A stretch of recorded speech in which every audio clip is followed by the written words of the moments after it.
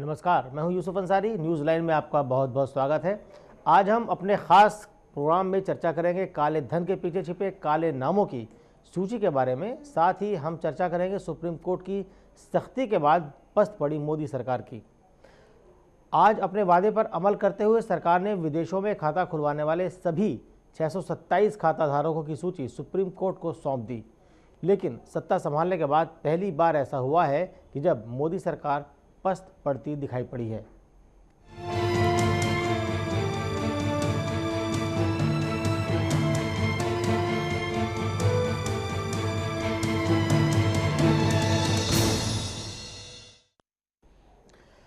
Supreme court ने कल मोदी सरकार पर बहुत ही सख्त टिप्पणी की थी, तो आज सरकार भी तुरंत ही हरकत में आ गई। शुरू में कुछ चुनिंदा ही नाम कोर्ट को बताने वाली केंद्र सरकार ने आज सारे नाम कोर्ट में सीलबंद लिफाफे में सौंप दिए।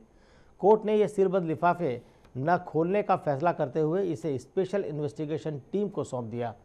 चलिए एक रिपोर्ट पर नजर डालते हैं।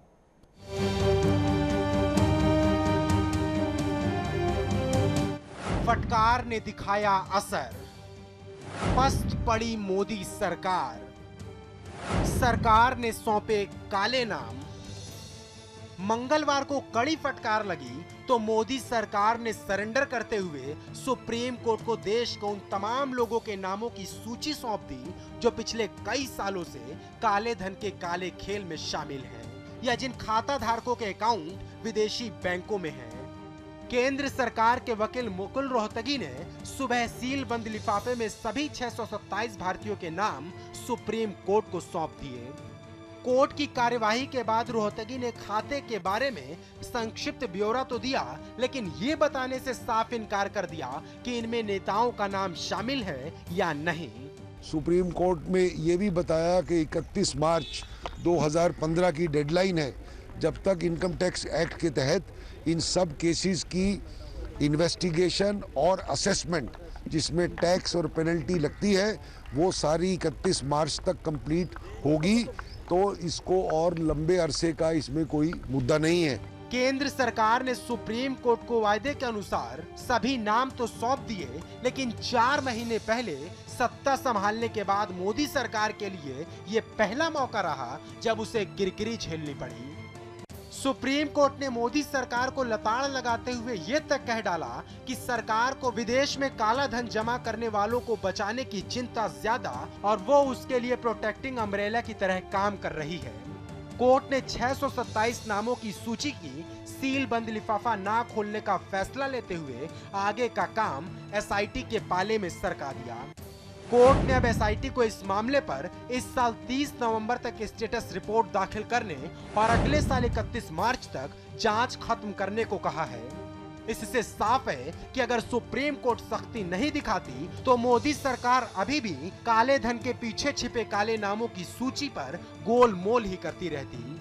लेकिन हुई किरकिरी के बाद अगर इस मामले में मोदी सरकार को आम हिंदुस्तानियों के बीच अपना भरोसा फिर से बहाल करना है तो सरकार को काले धन के पीछे छिपे काले नामों को सामने लाने के लिए एक मिशन बनाकर बहुत तेजी से काम करना होगा।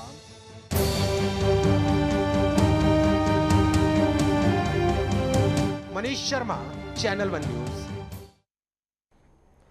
तो देखिए कि अगर सुप्रीम कोर्ट सख्ती ना दिखाता तो शायद मोदी सरकार ये काले नामों की सूची सुप्रीम कोर्ट को नहीं सौंपती, टालमटोल करती, जिस तरह के संकेत मिले थे। बहरहाल इस मुद्दे पर अब हम चर्चा करेंगे और चर्चा करने के लिए हमारे साथ मौजूद हैं वरिष्ठ पत्रकार पुष्परंजन जी हमारे साथ मौजूद हैं और कांग्रेस के युवा नेता हमारे साथ विशाल कुंद्रा मौजूद हैं जो सोशल एक्टिविस्ट हैं और सोशल मीडिया में काफ़ी एक्टिव कांग्रेस की तरफ से रहते हैं। साथ ही हमारे साथ आम आदमी पार्टी के मुकेश आनंद हमारे साथ मौजूद हैं।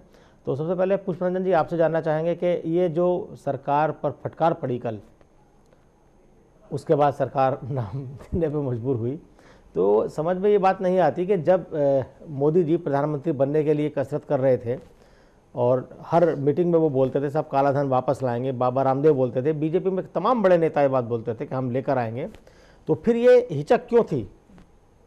ये 90 दिन का वादा कर रहे थे कि हम सारा पैसा 90 दिन के भीतर ले आएंगे जी।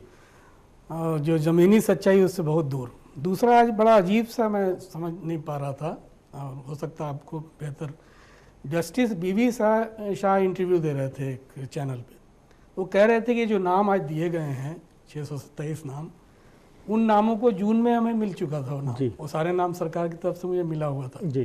तो ये नाम दोबारा घूम के जस्टिस शाह के पास आना, ये कुछ समझ में नहीं आ रहा कि क्या खेल क्या है इसके पीछे।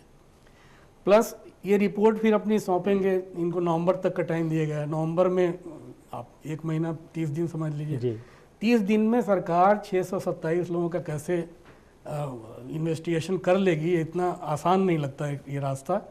एसआईटी के पास कितनी क्षमता है ये तो देखने की बात है। तीसरा ये कि सरकार ने ये घोषणा की थी, जेटली साहब ने कहा था कि 800 नाम मेरे पास हैं, और जब वो पत्ते खुलेंगे तो हंगामा मच जाएगा और कांग्रेस को शर्मिंदगी उठानी। बाकी नाम कहाँ गए? बाकी नाम कहाँ गए, ये एक बड़ा सवाल है। तो जी, तो विशाल, जो वित्त मंत्री ने कहा था साहब नाम खुलेंगे, नाम सामने आएंगे तो कांग्रेस शर्मिंदा होगी, तो शर्मिंदा होने के लिए तैयार हैं आप लोग? हमारे तो माननीय प्रवक्ता अजय माकन जी ने भी बोला था कि आप हमें शर्मसार करिए ना अगर नाम है तो। मैं तो सबसे पहले इनमें 2 लोगों को घेरना चाहूँगा।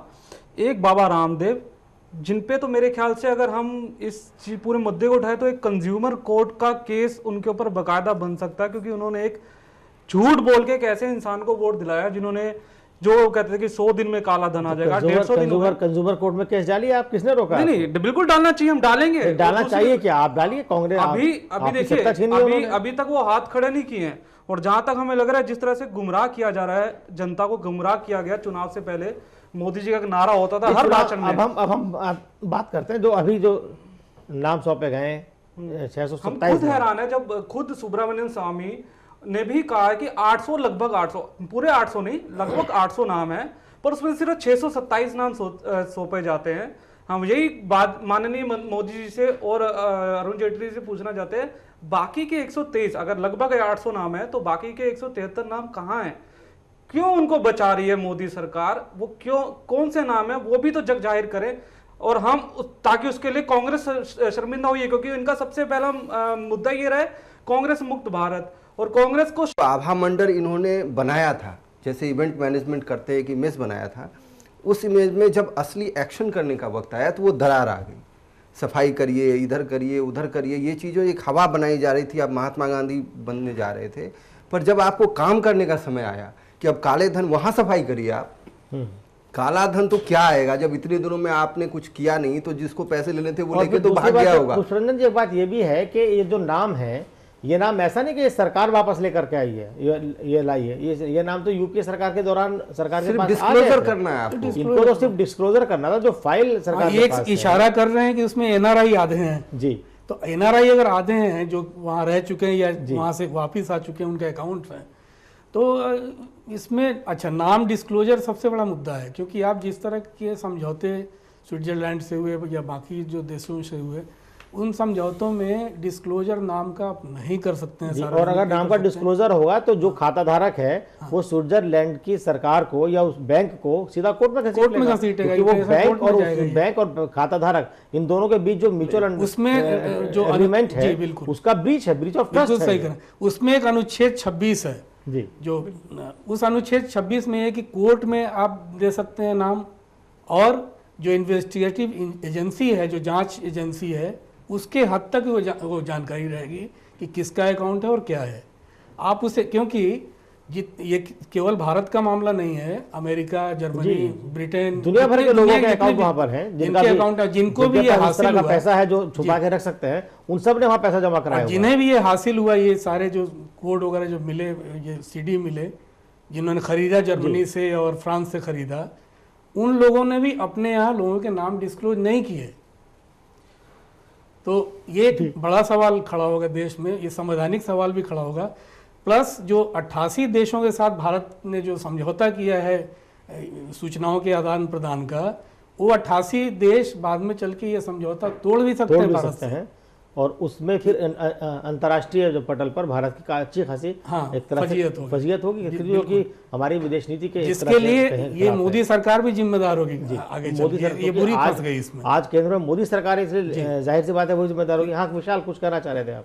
मैं ये कहना चाहता हूँ कि मैं बहुत ज्यादा हैरान हूँ कि जिस मुद्दे को लेकर मोदी सरकार चुनाव लड़ी कि हम मित्रों क्या काला धन वापस आना चाहिए कि नहीं आना चाहिए, मित्रों क्या लिस्ट वालों के नाम सामने आने चाहिए कि नहीं आने चाहिए, ये बोल के आपने चुनाव लड़ा और चुनाव के बाद आते ही जब आपको क्रियान्वित करने का मौका मिला तो आप उन नामों को छुपाने लगे।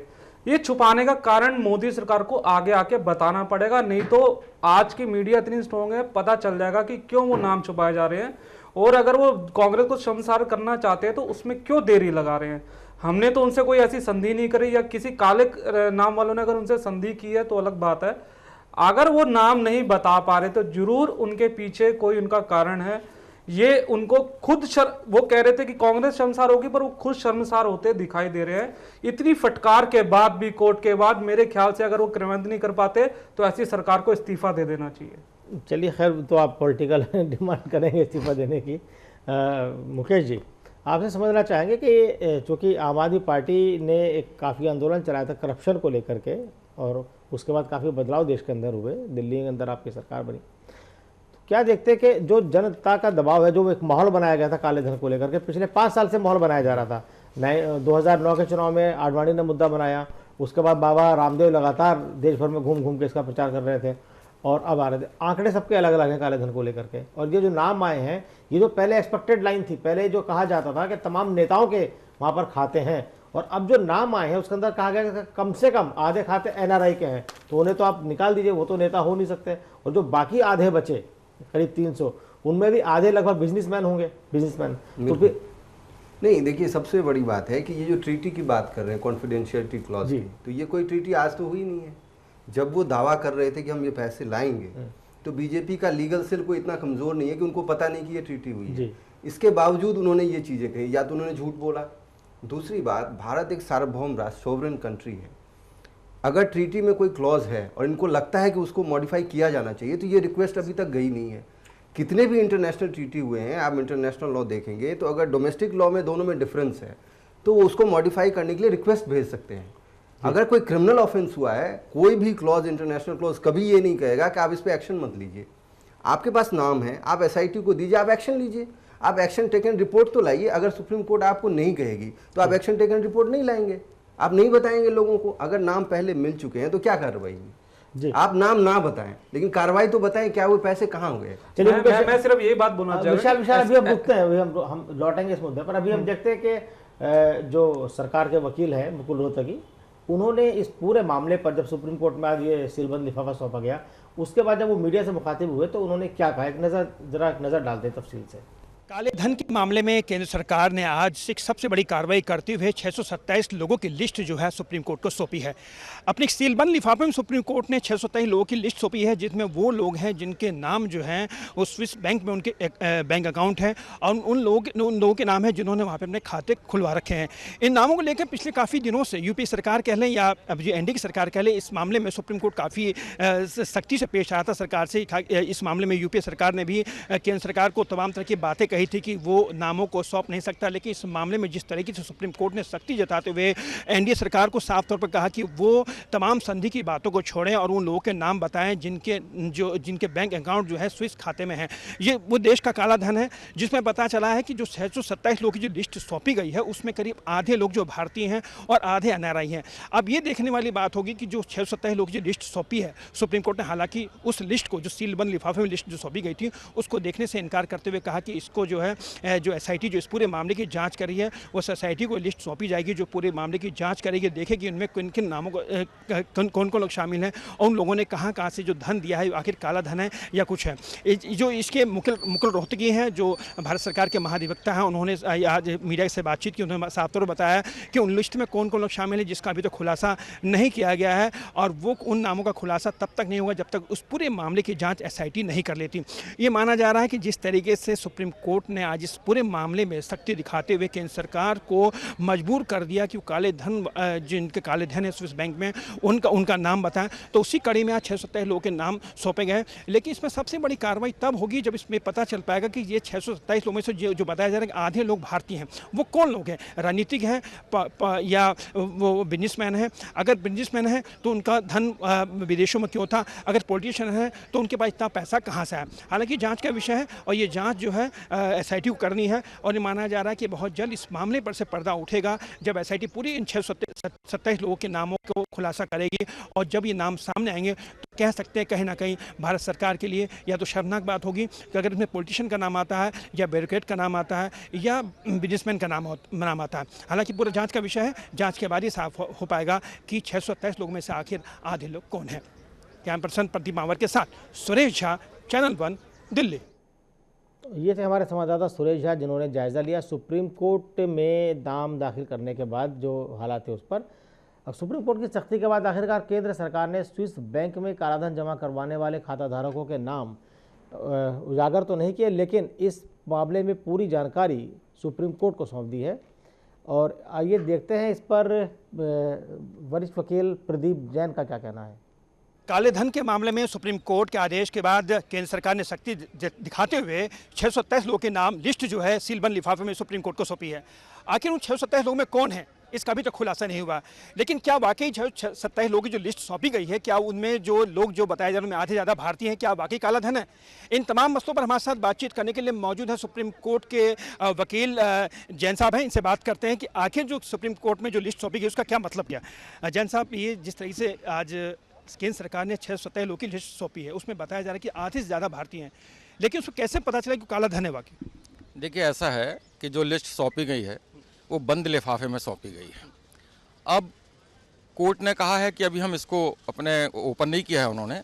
अब सबसे पहले तो उसमें ये देखा जाएगा कि जिन लोगों के उसमें नाम इंडियंस के नाम हैं उनने इनकम टैक्स में अपने रिटर्न में वो पैसा शो किया है या नहीं।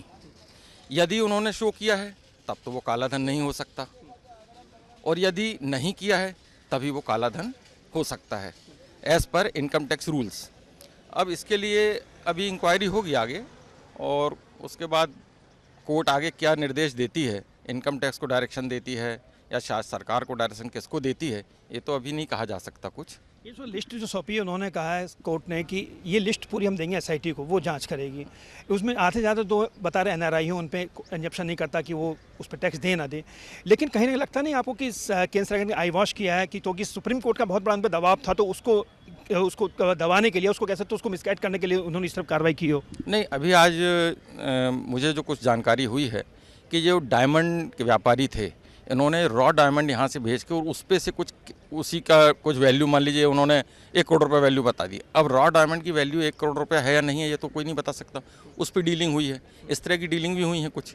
अब ये सब बात तो बाद में ही पता लगेगी ना। ये तो इनकम टैक्स जब जो उनके अकाउंट्स देखेगी कि पैसा कहाँ ट्रांसफ़र हुआ है, अगर बाहर ट्रांसफ़र हुआ है तो कहाँ हुआ, किसके अकाउंट में हुआ है, वो NRI है या नहीं है, या किसी ने, क्या होता ना साहब, कई लोग अपने पीयून के नाम पे अकाउंट खोल लेते हैं, कोई अपने ड्राइवरों के नाम पे अकाउंट खोल लेते हैं, तो वो सब चीज़ें आएंगी सामने, उनसे स्टेटमेंट लिए जाएंगे, भाई आप बताइए यदि आपका नाम है। अभी तो कुछ लोग तो कह देंगे मैंने अकाउंट है ही नहीं है, अभी तो ये बातें आएंगी बहुत सारी, ये तो आगे वक्त बताएगा आपको। सर धन्यवाद। दीपक जैन जी जो हमारे साथ बातचीत कहते हैं कि साफ तौर पर कहना है कि अभी जो नाम सौंपे गए हैं अभी फिलहाल उनकी पूरी स्क्रूटनी की जाएगी, उनका पहले इनकम टैक्स एस्टेब्लिश किया जाएगा कि वाकई काला धन है कि नहीं। कैमरा पर्सन प्रदीप मावर के साथ सुरेश झा, चैनल 1 दिल्ली। तो इधर सुप्रीम कोर्ट के वरिष्ठ वकील दीपक जैन जिनसे हमारे संवाददाता सुरेश झा ने बातचीत की, इनका साफ तौर पर कहना है कि अभी बहुत सारी बातें पर्दे के पीछे हैं और शायद कुछ बातें सामने आ भी नहीं पाएँ और साबित करना बड़ा मुश्किल होगा कि वो काला धन है कि नहीं है। तो पुष्परंजन जी, किस तरह से देखते हैं कि जो अब तक जो माहौल बनाया गया काले धन को लेकर के और तमाम नेताओं को, तमाम परिवारों को नाम ले लेकर कटघरे में खड़ा किया गया, तो क्या वो सब एक प्रपंच था, ऐसा लगता है? थोड़ा सा मैं इस पे आता हूँ, जरा सा शंका समाधान कर दूँ अपने मित्र। अभी इन्होंने कहा कि उसको मॉडिफाई किया जा सकता एग्रीमेंट का, तो DTA जो एग्रीमेंट है, डबल टैक्सेशन अवॉइडेंस एग्रीमेंट, उसको दूसरी सरकार, जो भारत का तो मैं नहीं बताता कि यहाँ संसद में पास करते हैं नहीं करते हैं, जो दूसरा पक्ष है, जैसे स्विट्जरलैंड से आपने किया DTA, तो वहाँ की संसद उसे मुहर लगाती है, पास होता है बाकायदा, तो आप उसे मॉडिफाई नहीं कर सकते। ये कोई बच्चों का खेल नहीं है या कोई दो लोगों के बीच में व्यक्तिगत कॉन्ट्रैक्ट नहीं कि मॉडिफाई कर। हमारे देश में सिर्फ एक परमाणु न्यूक्लियर डील जो हुई थी वो पार्लियामेंट से बॉडी ने उसे अप्रूव किया है, बाकी कोई डील। तो इसलिए कोई भी सरकार DTA, और आज तक नहीं हुआ है DTA, दुनिया में तमाम देश हैं, भारत अकेला नहीं जो समझौता इस तरह का करता है, तो उसे आप मॉडिफाई नहीं कर सकते हैं। दूसरा ये कि बीजेपी के समय भी काला धन गया है, इस पे फोकस बीजेपी नहीं कर रही है। जो आपने प्रश्न किया उसका एक हिस्सा ये भी एक जवाब है कि जब वाजपेयी जी की सरकार थी उस 4 साल में ही बहुत सारे पैसे गए इस देश से बाहर। अब कुल मिला के 6 साल में 6 साल में है दो किस्तों में जो सरकार थी, तो उस दौर में कितने गए पैसे, कहाँ कहाँ से गए, वो भी एक जांच का विषय बनता है। तो मोदी सरकार को चाहिए कि इस बारे में भी एक जवाब दे। कल जो 3 नाम सामने अच्छा, एक और चीज़ अब मैं कहना चाहूँगा, आपने सूचनाएं खरीदी फ्रांस से और जर्मनी से, ये दोनों सूचनाएं चोरी की थी।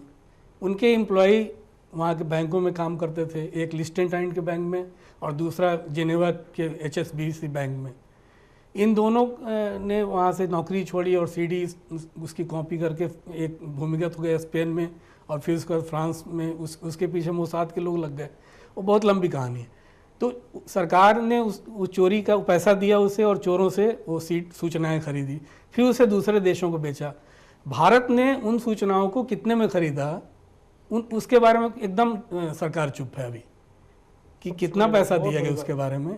एक संबित पात्रा हैं आपकी भाजपा के प्रवक्ता, उनका बयान में सुन रहा था, कितना ये कह रहे थे कि उन्होंने जर्मनी और फ्रांस ने डिक्लेयर कर दिया था कि दुनिया के जितने भी देश हैं जिनको चाहिए हमसे ले लीजिए फ्री में, हम कोई पैसा नहीं देंगे।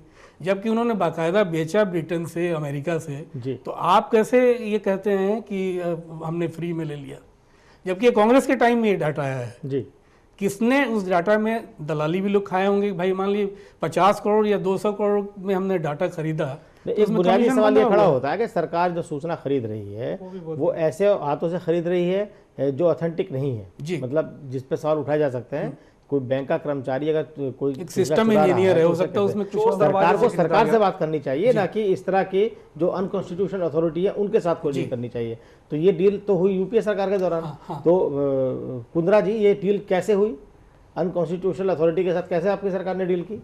देखिए, ये तो सारे इंटरनल थिंग्स हैं कि किस तरह से उन्होंने डील की रही। ये तो हाई कमान से आपको ज़्यादा जो प्रवक्ता हैं ऑथेंटिकेट वही आपको बता सकते हैं। इसका मतलब ये हुआ जो अभी सफाई पेश कर रहे हैं हमारे मित्र विशाल कुंद्रा जी, वो उस सफाई में जान नहीं, मतलब काले धन को लेकर के जो यूपीए सरकार जो आई वॉश कर रही थी वो मोदी सरकार कर रही है। क्योंकि बीच में सुप्रीम कोर्ट डंडा लेके खड़ा हो गया है और डंडा पर मैं इसमें एक बात रखना चाहूंगा, यूपीए ने फिर भी एसआईटी बिठाई, मैंने यूपीए ने फिर भी एसआईटी बिठाई, पर मोदी सरकार नहीं, यूपीए ने एसआईटी नहीं बिठाई। देखिए जो इनकरेक्ट, देखिए आप खुद जानते हैं कि उन्होंने क्या कोशिश करी और क्या नहीं करी। आप ये बताइए, मोदी जी खुद सरकार आने के बाद 27 तारीख को एसआईटी को ये लिस्ट दे सकते थे, एसआईटी कमेटी बिठा सकते थे, बल्कि वो नहीं करा पाए, तभी सुप्रीम कोर्ट को बीच में आना पड़ा कि आपसे नहीं हो पाएगा, हमें दे दीजिए, हम एसआईटी को गठन करके उनको देंगे, सौंपेंगे।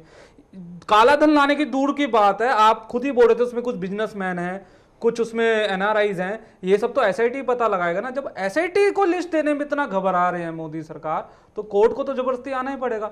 जब लिस्ट खुद डिक्लेयर करना छोड़ो, एसआईटी को डिक्लेयर करने में इतनी घबराहट है, वो क्यों है वो अभी तक समझ नहीं आ रही है। नहीं, लगातार बहुत दिन तक तो आपकी सरकार कुंडली मार के बैठी रही ना उसके ऊपर। नहीं, हम तो बकायदा उसमें काम करते रहे, सुप्रीम कोर्ट ने डंडा किया, बहुत दिन से काम कर रहे थे, बहुत दिन से काम कर रहे थे। 1974 में एक वांगचू कमेटी बनी थी काले धन पर जी, यही वांगचू जो बाद में एसपीजी के चीफ रहे। जी बिल्कुल।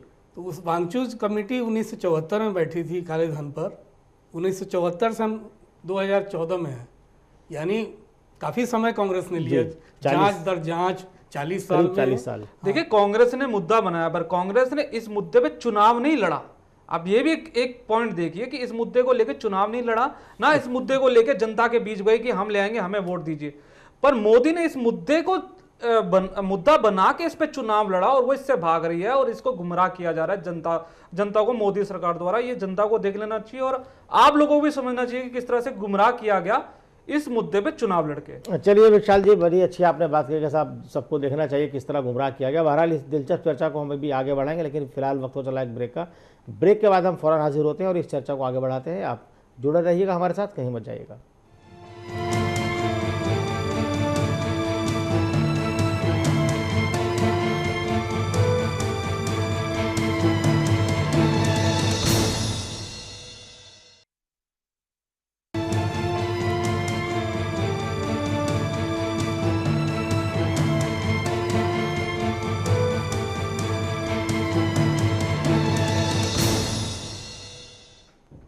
ब्रेक के बाद आपका एक बार फिर स्वागत है हमारे खास कार्यक्रम सुप्रीम कोर्ट सख्त और मोदी सरकार पस्त पर। और अब आज हम चर्चा कर रहे हैं काले धन पर, जो मोदी सरकार को सुप्रीम कोर्ट की फटकार लगी और उसके बाद जो नाम बंद लिफाफे में सुप्रीम कोर्ट को सौंपे गए हैं, सुप्रीम कोर्ट ने सीधे बिना लिफाफे खोले वो नाम एसआईटी को दे दिया और एसआईटी को हिदायत दी है कि नवंबर तक, 30 नवंबर तक वो जांच करे, स्टेटस रिपोर्ट दे, और उसके बाद 31 मार्च तक का टाइम दिया है पूरी जांच ख़त्म करने को लेकर के।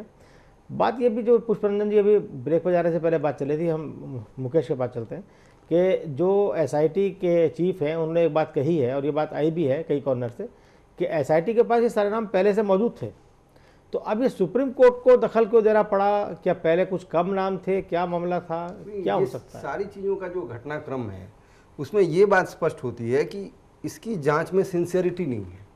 अगर वो नाम पहले से थे तो सरकार को बताने चाहिए थे, और क्या कार्रवाई हुई इतने दिनों में ये बताना चाहिए था। और अगर नाम नहीं थे तो दोबारा अगर दिए गए हैं तो क्या उन नामों में और पहले के नामों में कोई अंतर है?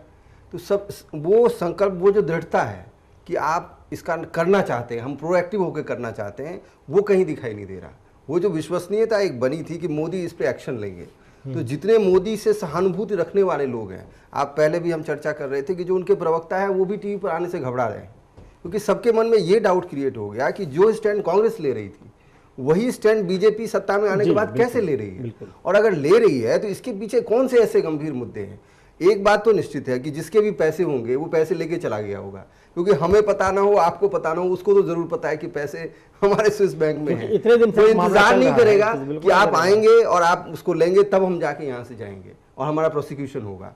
तो जो भी आपकी कार्रवाई है, जो भी इंफॉर्मेशन आपको लेना है, वो करते हुए दिखनी भी चाहिए। जस्टिस सिर्फ होना नहीं चाहिए, वो करते हुए दिखना चाहिए। वो बिल्कुल नहीं दिख रहा। पुष्परंजन जी, चलिए मान लीजिए कि 627 लोग हैं, इनमें से हम मान लेते कोई एक फिगर 400, 500, 600 या सबके सब ये पाए जाते हैं कि साहब इनके पास काला धन है, तो उनके ऊपर ज़्यादा से ज़्यादा जो एक्शन हो सकता है वो क्या हो सकता है, सिवाय इसके कि भाई उन्होंने इनकम टैक्स की चोरी की तो इनकम टैक्स उन पर होगा, उसके बाद उस इनकम टैक्स पे हो सकता है ब्याज लगा दें, भाई तब से अब तक का ब्याज लगा, तो एक हैवी पेनल्टी बैठती है। इसके अलावा उन्हें ना जेल होगी ना कोई सज़ा होगी, यही तो है। बिल्कुल ठीक कहा आपने। एक टर्म है स्विस बैंकों का, उसका नाम है रूबिक डील। रूबिक डील में ये है कि अगर आपने किसी जिस सरकार से आप ओरिजिन है आपका, उसको टैक्स आपने नहीं दिया है तो 20% टैक्स आप दे दीजिए और आपका पैसा वाइट हो जाएगा। इस तरह से अमेरिका, ब्रिटेन, जर्मनी, फ्रांस, कई देशों की सरकारों ने, जिनके लोगों के ब्लैक अकाउंट्स थे स्विस बैंकों में या लिechtenstein में, वहाँ उन्होंने रूबिक डील के तहत पैसे दिए और उनके पैसे वाइट हो गए। यही एक रास्ता है यहाँ पर। ये सारा पैसा जो यहाँ ये चुनावी घोषणा करके इन्होंने सोचा कि पूरा काला धन आ जाएगा, हर भारतीय के अकाउंट्स में भी 3-4 लाख, तो हर भारतीय को क्यों मिलेगा जिस आदमी ने पैसा कमाया? वो जो हवा बनाई इन्होंने, उस हवा में कुछ है नहीं, उसमें इतने सारे छेद हैं कि पिचका हुआ गुब्बारा हाथ में आएगा एक। और हम लोग सांप की लकीर पे लट चला रहे हैं, पीट रहे हैं उस लकीर को। अभी सिर्फ स्विट्जरलैंड की बात आप कर रहे हैं, दुनिया में 70 ऐसे टैक्स हेवन हैं, छोटे छोटे देश हैं, जहाँ गुड़गांव के साइज के और दिल्ली के एक मोहल्ले के साइज के देश हैं, जहाँ पर काले पैसे इंडियंस के और दूसरे देशों के लोगों के पैसे वहाँ जमा हैं। उस पर सरकार तो आ ही नहीं रही है, उस पर तो मामला केंद्रित हो नहीं रहा है। क्योंकि हम लोग बचपन से सुनते रहे हैं, दूसरा जो पैसे गए टैक्स हेवन्स में वो हवाले के माध्यम से गए हैं, ये पैसे गए वहाँ टैक्स हेवन में। फिर मॉरिशस जैसे एक देश है, वहां से वो पैसा वापस फिर अपने देश में आ रहा है, इंडस्ट्री में लग रहा है, कहीं लग रहा है, कहीं लग रहा है, वाइट होके लग रहा है। तो ये ऐसे जाल हैं, उस जाल को भी सरकार उसमें उलझ के रह जाएगी। तो जो रूट है वो बड़े आड़े तिरछे रूट है, घूम फिर के पैसा हवाला व्यापारी यहीं बैठा हुआ जो पैसा यहाँ से भिजवा रहा है उस डेस्टिनेशन को। तो आप उसे तो कुछ एक भी हवाला इस पूरे एपिसोड में आज से लेकर घोड़े का व्यापारी पुणे वाले पकड़े गए थे, क्या नाम उनका? हसन अहमद शायद, घोड़े के व्यापारी। एक अभी कुछ दिन पहले चुनाव के दौरान मांस के व्यापारी पकड़े गए जी। हाँ, तो ये छोटे छोटे नाम हैं, लेकिन हजारों नाम है ऐसे जो बैठे। जो पुष्परंजन जी कह रहे हैं तकनीकी रूप से वो ठीक है, लेकिन मैं आपको पहले की एक घटना बताता हूँ। जो इटली के कुछ यहाँ मर्डर केस में यहाँ पे जो आ नहीं रहे थे, वहाँ सुप्रीम कोर्ट ने कहा था कि इनके राजदूत भारत से बाहर नहीं जा सकते। जो एक सोवरेन कंट्री होता है, जब उस पर अपनी बात वहाँ पे नुकसान हो रहा है, की बात आती है, तो सिर्फ पैसे की बात नहीं है यहाँ पे, इसके पॉलिटिकल फॉलोआउट भी होंगे।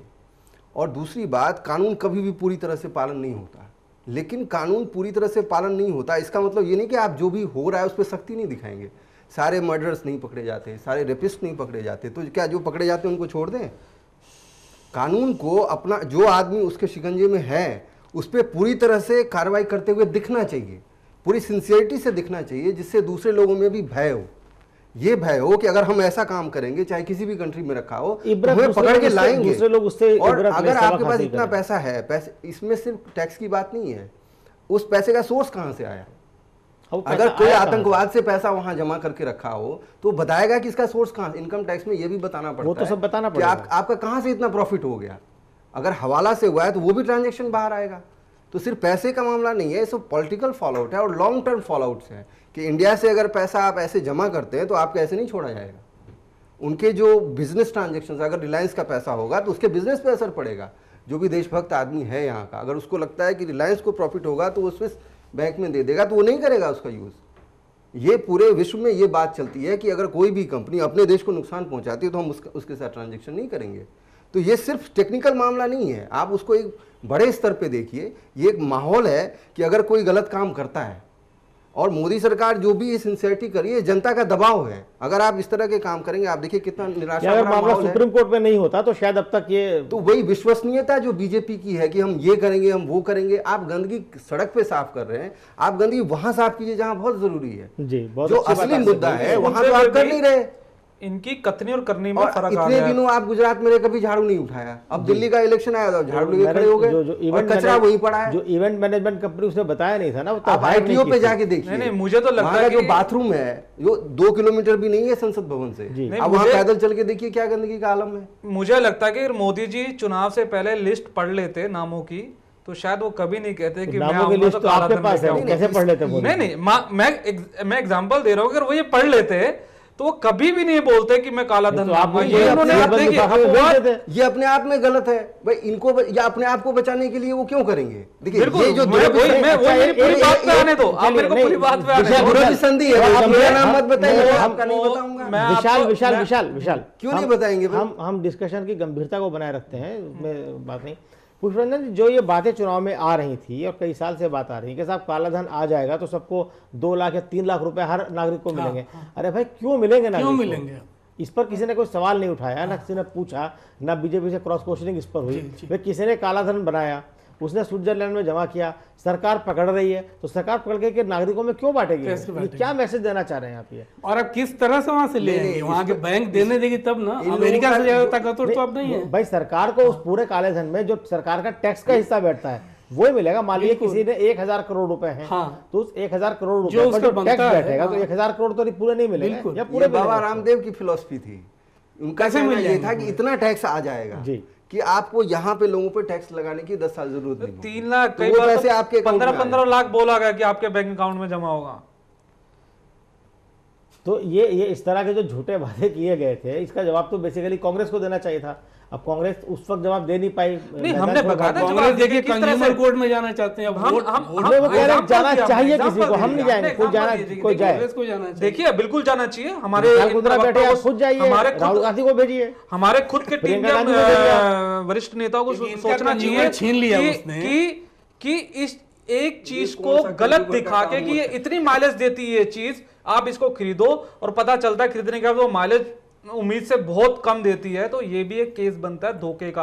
अब ये सुप्रीम कोर्ट को भी थोड़ा सा, अगर अब सुप्रीम कोर्ट ने इस चीज पे अगर संजीदगी ली है तो इसकी चीज पे लेनी चाहिए कि किस तरह से जनता को इस सरकार ने गुमराह किया है हर मुद्दे में। मेन अपोजिशन पार्टी तो आज की तारीख में कुछ भी कहे कांग्रेस ही है, तो उस कांग्रेस को उस पे इसके खिलाफ बिल्कुल मैं अपने माननीय वरिष्ठ नेताओं से ये अपील करना चाहूंगा कि इस मुद्दे को गंभीरता से लेते हुए जिन्होंने इस जनता को गुमराह किया ऐसे मुद्दों पे, इसको आप कोर्ट में उठाना चाहिए, जिन्होंने एक नकली माल को असली बता के जनता को बेच दिया। अच्छा, इसमें पुष्परंजन जी एक बात ये भी है, जो 3 लिफाफे सौंपे गए हैं उन तीनों लिफाफे में 3 कैटेगरी बनाई गई है। एक कैटेगरी शायद ये है कि जिनके खिलाफ जांच शुरू हो चुकी है, और एक कैटेगरी वो है समझौते की कॉपी है जी, एक में, और एक में नाम है। 3 अलग अलग लिफाफे। ये बाजीगरी है और कुछ नहीं है।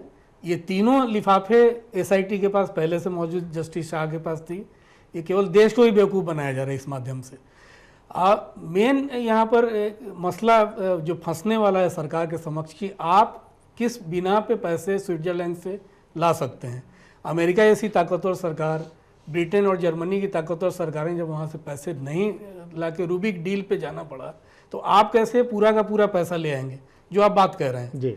एक सबसे बड़ा प्रश्न ये है। दूसरा, आप यहाँ के हवाला कारोबारियों के साथ आपने क्या किया, उसकी लिस्ट नहीं आनी चाहिए, जिनके माध्यम से पैसा गया।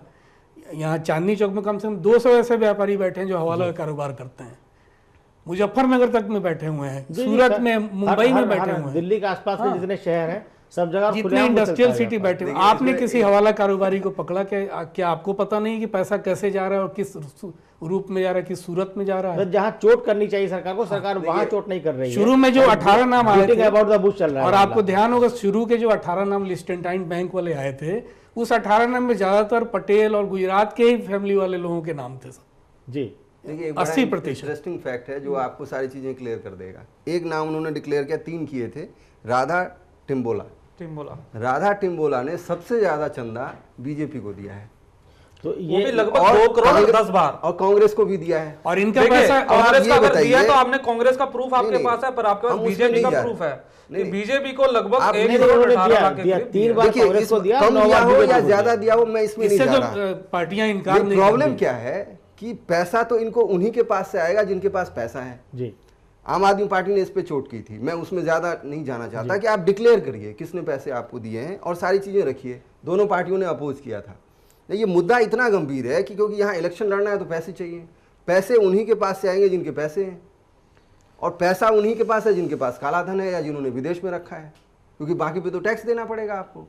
तो ये सारा मुद्दा उलझ के बीजेपी क्यों रिलक्टेंट है आपको समझ में आ जाएगा, क्योंकि कई लोग ऐसे होंगे जिनके पैसे बीजेपी के खाते में। हम भी कहते हैं कि आप आम आदमी पार्टी की इस पूरे सूरत हाल में अगर आपको लगता है कि बीजेपी और आम आदमी माफ़ कीजिएगा बीजेपी और कांग्रेस आपस में मिली भगत या एक थाली के चट्टे बट्टे हैं, और आम आदमी पार्टी ने इसी के खिलाफ एक मुहिम चलाई थी और एक हद तक काफ़ी आगे बढ़ा था मामला, तो अब आम आदमी पार्टी खामोश क्यों है? अब वो मुहिम आगे आम आदमी पार्टी पूरी ताकत से, कल आज भी श्री अरविंद अन्ना केजरीवाल जी का कहाँ है? बयान पहले है, जो आपके साथ आम आदमी पार्टी को एक चीज चाहिए था, उन्होंने बोले अन्ना जी आम आदमी पार्टी आम आदमी पार्टी के लिए मैं पूरी सिचुएशन लेके आया हूं, इन्होंने उन्हीं के साथ तो ये मुहिम चालू की। आपको बता रहा हूं, अगर आप समझ जाइए, आज आम आदमी पार्टी एक बड़ी पार्टी है, एक सरकार उसके मुख्यमंत्री रह चुके हैं, पार्टी की हम बात कर रहे हैं, इंडिविजुअल की बात नहीं कर रहे हैं। पार्टी ने भी अन्ना ने भी कहा है कि अगर नाम डिस्क्लोजर नहीं होगा तो हम धरने पे बैठेंगे। उन्होंने अल्टीमेटम दिया है, 2 महीने का टाइम दिया है, आपको शायद जानकारी नहीं है। आम आदमी पार्टी ने भी कहा है कि अगर आप इस मुद्दे पे आगे कार्रवाई नहीं करते तो हम अपना आंदोलन चलाएंगे।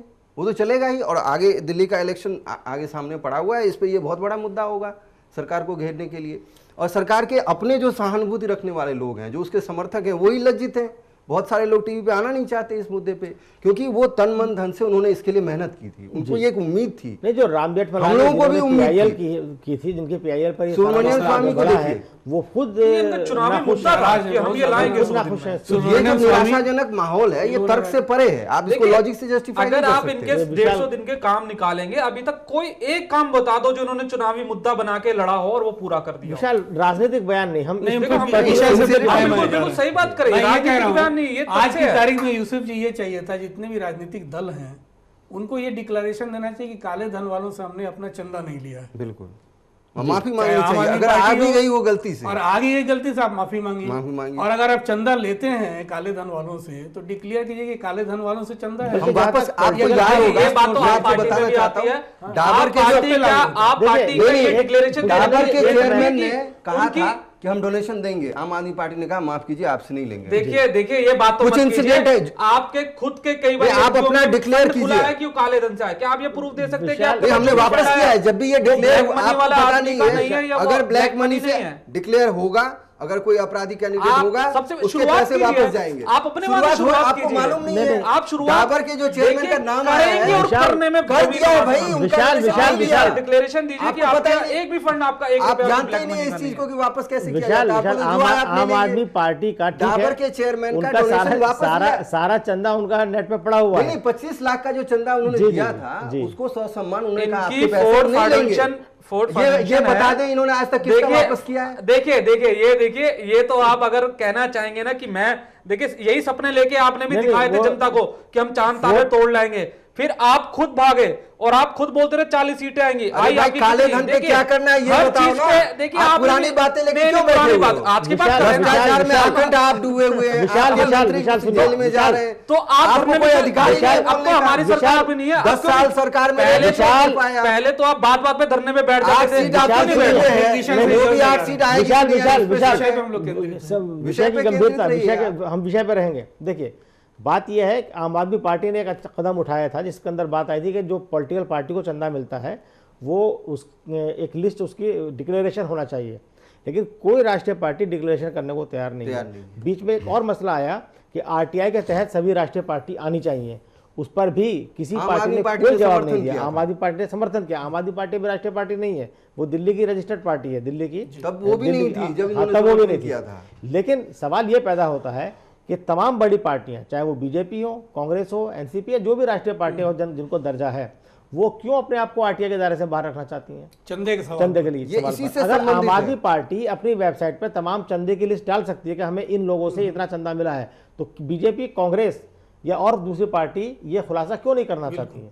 ये एक बड़ा सवाल है। और हमने ये भी कहा है कि अगर पैसा गलत है तो हम वापस कर देंगे, और किया है। तो इस मामले में आप बताइए कौन सा है, हम वापस कर देते हैं। जैसे ये 3 नाम है, और आप भी यही कीजिए, आप भी पैसे वाइट हो चुके हैं क्योंकि इन्होंने दे दिया, जुर्माना भर दिया है जी। तो इस तरह से क्या जरूरी नहीं कि ये 627 नाम आए हैं उसमें से लोग टैक्स नहीं, वैसे भी पॉलिटिकल पार्टी को जो डोनेशन है, इसलिए ये जो हवा बनाई है नहीं, पॉलिटिकल पार्टी को जो डोनेशन दिया जाता है वो टैक्स फ्री है, उसमें टैक्स नहीं लगता। और वो पैसा आतंकवाद से आया है कि चोरी से आया है, सोना बेच, ये है भारत का कानून।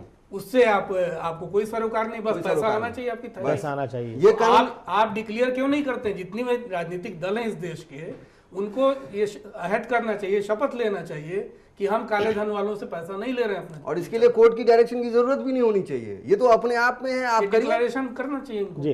तो कहीं ना कहीं लगता है जो काले धन का जो मसला है, इस पर कहीं ना कहीं बीजेपी और कांग्रेस के बीच या तो कोई अंडरस्टैंडिंग है या दोनों, चूंकि दोनों को एक दूसरे के राज पता है, इसलिए कहीं ना कहीं खामोशी इख्तियार की जा रही है। नेपाल की राजनीति में सवाल ये है कि बीजेपी की सरकार में ऐसा नहीं कि सब कुछ ठीक ठाक चल रहा है, लेकिन कांग्रेस को खामोश है, ये एक सवाल है। अभी आप देखें पिछले हफ्ते जो रिपोर्ट आई है कि जिन लोगों ने अपनी संपत्ति का ब्यौरा दिया है, उसमें रेल मंत्री की जो संपत्ति है पिछले 5 महीने में 2 गुनी से ज्यादा हो गई है। बिल्कुल, ये कांग्रेस खामोश है।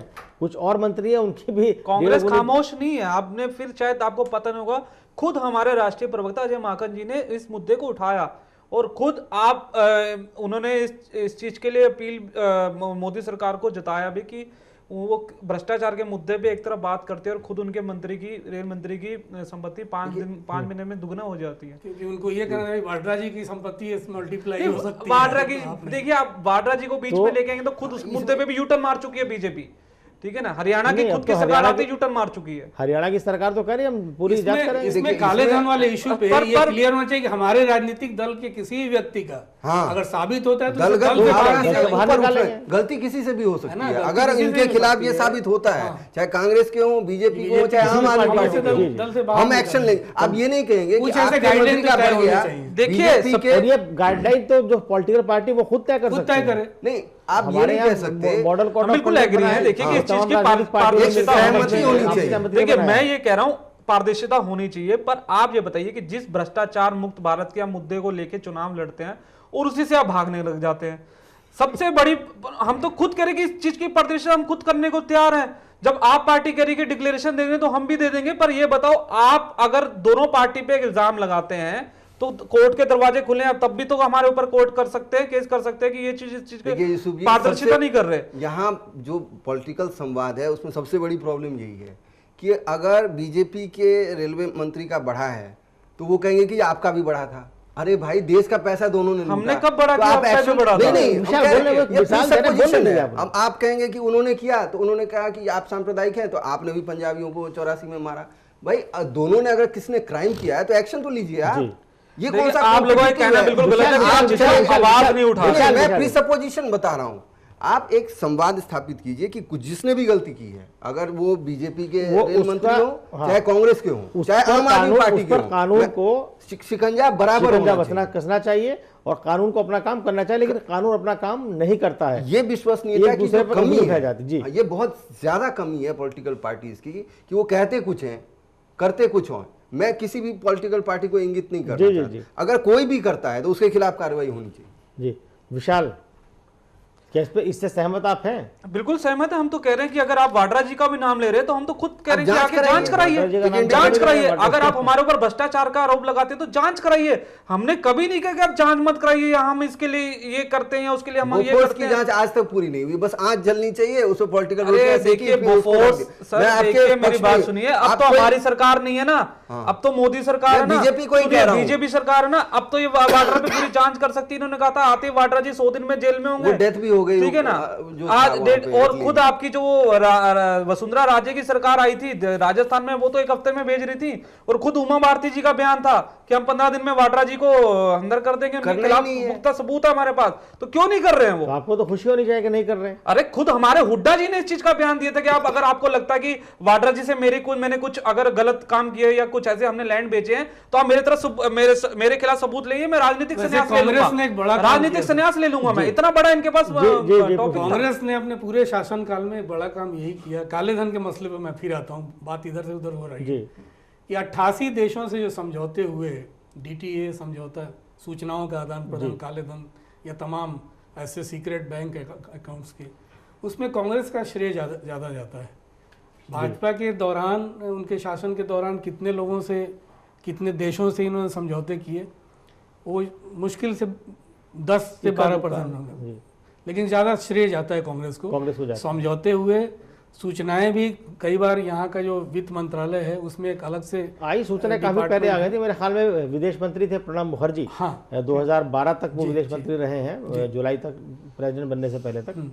तो तब तक सूचनाएं आई थी और शायद उनका एक बयान भी आया था कि साहब जो नाम आ रहे हैं या जो नाम सरकार के पास आए हैं उनका जाहिर करना, सार्वजनिक करना ये देश हित में नहीं है। उन्होंने एक बार ये बात कही थी उन्होंने। और बाकायदा एक डिपार्टमेंट है वित्त मंत्रालय में, TND डिपार्टमेंट। उस डिपार्टमेंट, जैसे आज SIT बैठा है, SIT से बहुत पहले वो डिपार्टमेंट ऑपरेट कर रहा है और उनके ऑफिसर्स लगातार स्विट्जरलैंड जाते रहे हैं। मेरी भी मुलाकातें होती थी जब मैं था उस लोकेशन में, तो पता है कि किस तरह से इन लोग जांच कम और सैर ज्यादा करने में लेकिन विश्वास करते थे। वहाँ बिल्कुल बहुत सही बात आपने कही, जांच कम और सैर सपाटा। और जितना काला धन आया नहीं उसका आधा से मतलब थोड़ा कम, मतलब 30% पैसा जांच में उसका जा चुका है। जांच पे मोटा खर्च हुआ। मोटा जैसे जानकारी बहुत आई। बोफोर्स में 64 करोड़ के आरोप थे दलाली के, लेकिन 200 करोड़ से ज्यादा उसमें खर्च हुआ। उसमें खर्च हो और कोई कंक्लूजन नहीं निकला। कुछ conclusion उसका ये नहीं टैक्स निकला। पेयर्स का पैसा, इस देश के करदाताओं का पैसा है ये। जी